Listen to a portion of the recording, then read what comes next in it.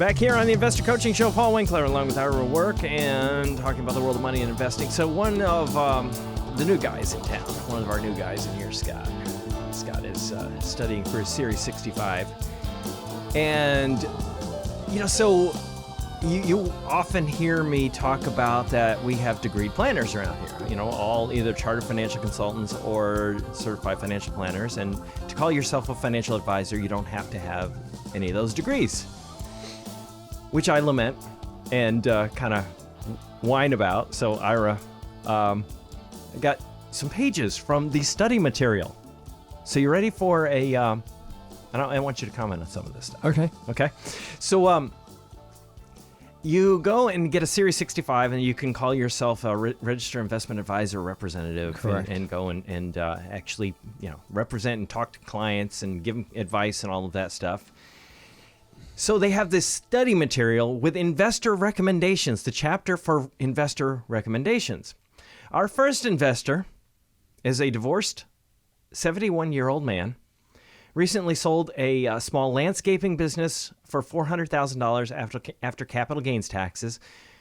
So this is a scenario in here in the study material. Although he loved to work 12-hour days for decades, those days are behind him now. This customer does not trust the stock market and remembers that his father lost money in bonds back in the late 1970s. And that would be because interest rates going up caused bond prices to go down. That's why he would remember that. That happened back then. This $400,000 is the money your customer plans to live on as a supplement to Social Security. His house has a mortgage balance, $25,000.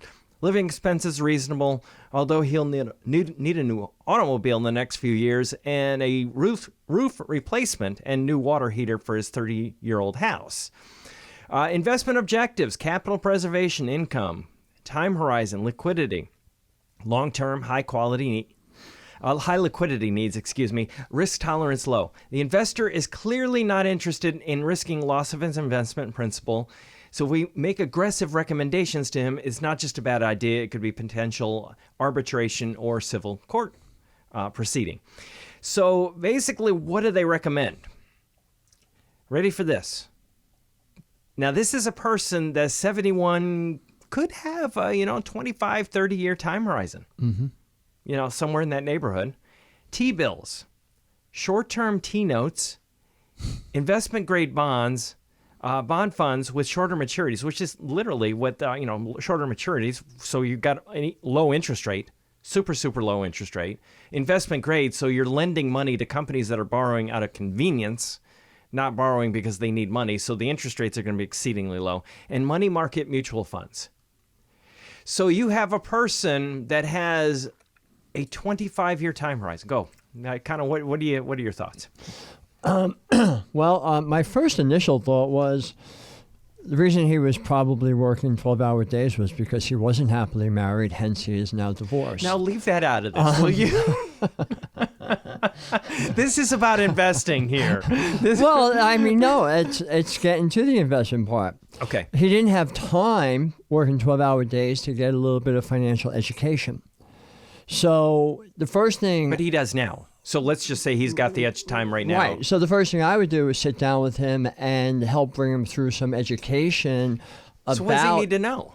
Well, he needs to know that, number one, by having all the short-term fixed income, unless he doesn't have any expenses whatsoever, which is very hard to believe because if he owns a house, he's got property taxes, he's got insurance. If he owns a car, he's got insurance. Good point. Those things are going to increase over the years. And food.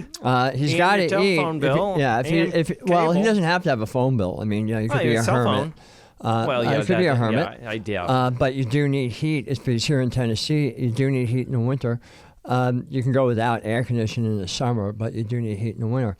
But your car insurance, your homeowner's insurance, your taxes, those are going to increase. The low-yielding fixed income and money market account, as you had said, pay really very little, almost nothing. So he's not going to be able to maintain purchasing power for the little bit of stuff that he may do. No, at a 1% interest rate or 2% interest rate. Right. Well, and if you're just looking at inflation this year Exactly. at 6.8, 7.2%, he's way behind. Yeah. So that's why he needs time to become a little bit educated as to the different returns of the capital markets, not take an aggressive portfolio. Right. But Maybe a middle ground. But one of the things like I Yeah. would show him would be the Trinity study showing that, he has to have at least 50% of his money in stock. And that had a 91% success ratio of not running out of money over a 30-year period. Right.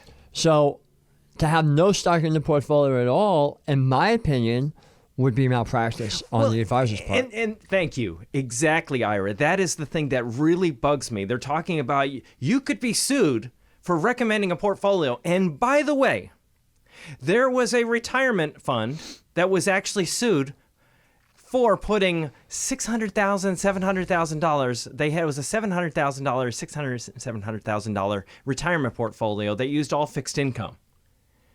And that was a lawsuit I remember reading about, was probably 10 years ago, something like that. And they were sued for being too conservative. So are you going to be sued for whatever you do? That's just here's the thing. I mean, look at that. Here's the thing. You're not going to be sued for everything you do, but there is a possibility that you could be sued for anything you can do.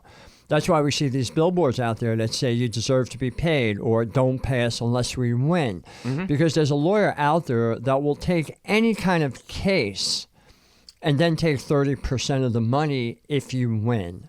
So an advisor can do everything perfectly right, and that's why we document the way we document. Sure. That's why we scan all of our documents and have a backup in the cloud. I just wonder what happens when the wind blows the cloud away, where my documents go. But I digress. But it's a different kind of cloud. Yeah. I'll just help you with that one. All right. So the point being is, can you be sued if you just listen to what the investor says? I don't want to be in the stock market. If somebody came into my office and said, look, I don't want to be in the stock market, I just want money market funds, I want guaranteed, I would simply say, you know what, I appreciate you coming to visit with me. Yeah. But I'm willing to take time to help educate you. But at the end of that time, if you still have that philosophy, there are plenty of people out there that would be sell happy. You whatever you want. Correct. That is such a good point. Yeah. So the reality of it is, you're part of the problem if you just do whatever somebody walks in and says, hey, this is what I want. No, I believe strongly that I can educate to a person to the point where they'll do what they should do. And if I can't get them to that point, then yeah, we part ways happily. Right. But I think that it's sad that in the education material for financial advisors, that they just basically say fall over and just do whatever the client wants and put them in a short-term fixed income investment, and that way you don't get sued. Okay, so that's great. Well, guess what? You didn't help the client either. What is the purpose of an investment industry if you don't help people do what they ought to do? And through education, like for example, I would first thing I talk about when it comes to this, when I talk about risk. What are they worried about? Losing all their money. Well, what has to happen for you to lose all your money? You've heard me say this before. They basically, if I'm diversified the way I should be in tens of thousands of companies, all of those companies simultaneously have to go bankrupt with no residual value. What caused that? Earnings had to go away. If earnings all go away and all these companies go bankrupt and I lose all my money as a result of investing and diversifying the way I believe you ought to diversify portfolio, then earnings have gone away. People are laid off of their jobs. You don't have tax revenue. If you don't have tax revenue, you don't have a government. If you don't have a government, you don't have a money market account. If you don't have a money market account and you don't have CDs and you don't have interest rates, you don't have treasury bills, guess what? Everything that you put this person in the stupid portfolios for naught. It falls apart anyway. And then there are only 4 things that you really need to have. You need to have rice and beans, and guns and bullets to protect the rice and beans. Pretty much. Paul Winkler, Investor Coaching Show, Ira Work. Couldn't have said it better myself.